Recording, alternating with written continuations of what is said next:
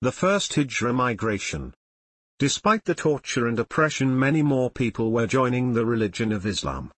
At that time there was a very kind Christian king, al-Najashi, ruling Abyssinia. When the persecution became unbearable, the Prophet advised them to emigrate to Abyssinia. This country is now called Ethiopia. To avoid detection, only 15 families migrated initially. This was called the first Hijra in Islam and happened in the 5th year of the Prophet's mission. They were received very kindly and many others followed later. The number of migrants soon reached 100. The leaders in Mecca eventually realized what was happening and they were furious and decided to act. They sent 2 delegates to the king and requested that all migrants be returned to Mecca. The king decided to hold a court and the fugitives were summoned. Their spokespersons were Jabbar and Ali, sons of Abu Talib. They explained the conditions they were living in because they refused to worship idols and believed in one God. They told him about the Prophet and his message. They spoke very well, pleading their cause to the king. He was very sympathetic and asked the delegates to return to their land and not to interfere with the migrants. The Prophet continued receiving revelations from Allah and continued to spread the message of Islam. The people started asking him for signs from Allah. He responded by telling that Allah had not sent him to perform miracles but to preach Islam. He told them that all the prophets came with various miracles and yet the people returned to disbelief. The Quran tells us in 17 places in where the Prophet was challenged to show signs and each time he gave the same answer. Nothing seemed to be working, and Abu Talib was approached again to abandon his nephew.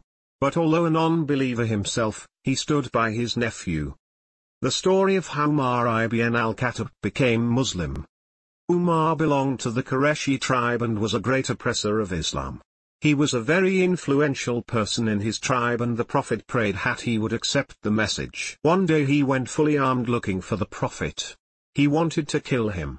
As he was approaching Mount Safa where the Prophet and his followers were assembled, he was stopped by one of his tribesmen, Nu'aym ibn Abdullah. Nu'aym noticed his sword hanging from his neck and his aggressiveness. So he asked him where he was going. His response was, "I seek for Muhammed," was Umar's reply, "and I will slay him. He has forsaken our religion, shattered the unity of the Quraysh, ridiculed them and vilified their gods. Today I will settle the matter once and for all." Nu'aym himself had secretly embraced Islam and informed Umar that his own sister Fatima bint al-Khattab and her husband, Sa'd ibn Zayd, were also Muslims. Seething with anger, Umar made a detour to confront the couple. Umar immediately hurried on to the house of his sister. On approach he could hear the recitation of Surah Taha, 20th chapter of the Quran. When Fatima heard the footsteps of her brother, she quickly hid the manuscript. But he had already heard the recitation and demanded, "What was this nonsense murmur that I heard? I know that both of you have joined the sect of Muhammad." With these words, Umar threw himself upon his brother-in-law. Fatima rushed in to save her husband, but Umar struck her hard and wounded her. The brave couple were not afraid and confronted Umar by asserting, "Yes, we are Muslims, we believed in Allah and His Prophet, sallallahu alayhi wa sallam, do whatever you will." Umar felt so ashamed of his actions when he saw the blood pouring out of his sister's mouth and asked them to show him the manuscript of Surah Taha. Fatima replied that only the pure can touch these words of Allah and he was impure from polytheism. Umar took a bath, and only after reading a few lines, he exclaimed in amazement, "How noble and sublime is this speech!" Umar left his sister's house and rushed to the Prophet. The Prophet and the followers thought he had come to hurt them. The Prophet very respectfully asked the purpose of his visit, to which he replied, "I have come to declare that I believe in one God and you are his messenger." Umar has now become a follower of Islam. Umar proclaimed his faith publicly and his reversion had a miraculous effect on the people of Mecca. The number of followers of Islam grew and so was the hatred of the non-believers. The leaders imposed a total ban on contact with the Prophet's family. They had to leave Mecca. During this period the Prophet and his companions remained indoors, resulting in the lack of progress of Islam. The ban on the Prophet's family was lifted after 3 years and he returned to Mecca. The following year was a very sad year for the Prophet. He lost both his wife Khadija and uncle Abu Talib. The children had been quiet for quite a while, until Layla spoke. "I am so worried now for the Prophet because his uncle protected him from the enemies and his wife supported him in all of his mission." It was indeed a very difficult time for the Prophet.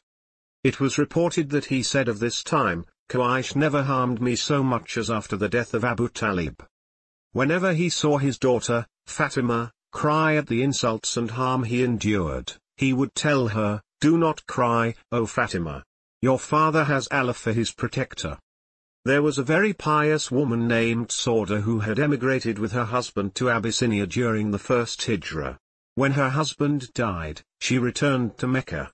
She sought shelter with the Prophet's ascension to heaven. Nanny Serena ensured she has all the children's attention because she wanted to tell them about this marvelous journey that the Prophet made. It was in the night. The Prophet was fast asleep when Angel Jibril paid him a visit. He was going to prepare him to make a very important journey in his life. He opened his chest and washed his heart with Zamzam water. He then emptied a vessel made of gold containing wisdom and faith into the Prophet's heart. This is to prepare him for the journey. To make this journey he bought a beautiful horse with wings. His name is Borak. Jibril offered the Prophet 2 cups from which to drink, one containing milk and the other containing wine. The Prophet chooses to drink the milk. Jibril tells him, "Praise be to Allah who guided you to the fitra, right path." The Borak carries the Prophet to the Al-Aqsa Mosque in Jerusalem. The first part of the journey is called Isra.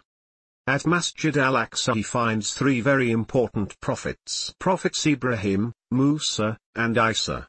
Peace and blessings be upon them all. The Prophet led them in Salah there. The second part of journey is called the Miraj. In this journey the Prophet was taken to each of the 7 heavens. This is what happened. The next part of the journey is marked by Prophet Muhammad's ascension to the heavens. Here, all the laws of nature and the concepts of time and space as we know cease to apply, and everything the Prophet experiences and sees is beyond human comprehension. At each of the 7 heavens, the Prophet accompanied by Jibril, encounters a gate and a watcher. At the gate of the lowest heaven, Jibril asks the gatekeeper to open the gate. The gatekeeper asks, "Who is it?" "It is Jibril," he answers. The gatekeeper says, "Who is accompanying you?" Jibril says, "It is Muhammad." The gatekeeper then says, "Has he been called?" Jibril says, "Yes." The gatekeeper says, "He is welcomed." What a wonderful visit this is. The Prophet proceeded to visit all 7 levels of heaven, and the same questions were asked and the same answers given. At every heaven, he met with the Prophet. In the first heaven he encountered Prophet Adam, who greeted him with delight. The Prophet gave him his salams and the reply was, "Welcome my son, welcome O Prophet of Allah." In the second heaven he met Prophets Isa and Yahya, Yusuf in the third heaven, Idris in the fourth heaven, Harun in the fifth heaven, Musa in the 6th heaven, and finally Ibrahim, the father of prophets, in the 7th heaven. "What an absolutely remarkable journey," exclaimed Layla. Taking a deep breath, Musa spoke. "This journey is beyond human comprehension." During this journey he is shown the Bait al-Mamur, the Qibla of the angels, that sits above the Kaaba, and scenes from paradise and hell. In the next dimension through the 7th heaven he saw the Sidrat al-Muntaha, the lote tree, whose fruits are as big as jugs and its leaves as big as elephant ears. Here, Jibril asks the Prophet to proceed alone. No one from among all of Allah's creation has ever gone beyond Sidrat al-Muntaha. Here he had a conversation with Allah. "Did he actually see Allah?" asked Aaron. Nani replied that no one has never seen Allah, but the Prophet converse with him at a distance. During this meeting Allah informed the Prophet that Islam must pray 50 times per day. On descending, the Prophet told Prophet Musa about this. He suggested to the Prophet to return to Allah and ask for less. This the Prophet did, and finally he was told that we must pray 5 times a day and will receive the reward of 50. Subhanallah, said Seth. Indeed, Allah is so merciful. This remarkable journey has now ended and the Prophet is on his way back to earth. On his descent he saw a caravan en route heading towards Mecca, with a lost camel that the traders were looking for. The Prophet informed everyone of his remarkable journey. The disbelievers ridiculed him and accused him of lying. As the Prophet had never visited Masjid al-Aqsa, he was asked for its description. He gave a very detailed description.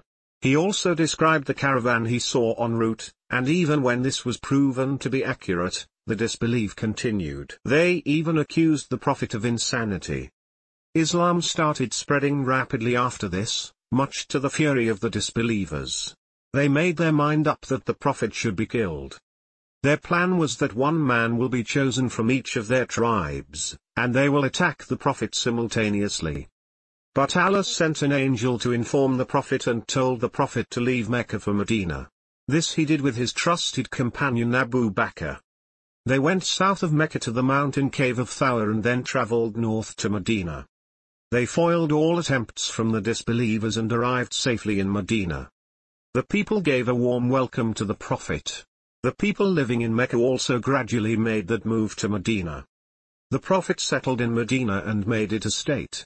He continued to receive revelations from Allah to guide the people how to live. Islam started spreading fast to the neighboring lands, and many rulers and their countries accepted Islam. Today, Islam is the second largest religion in the world, and the prediction that it will be the largest by the year 2070.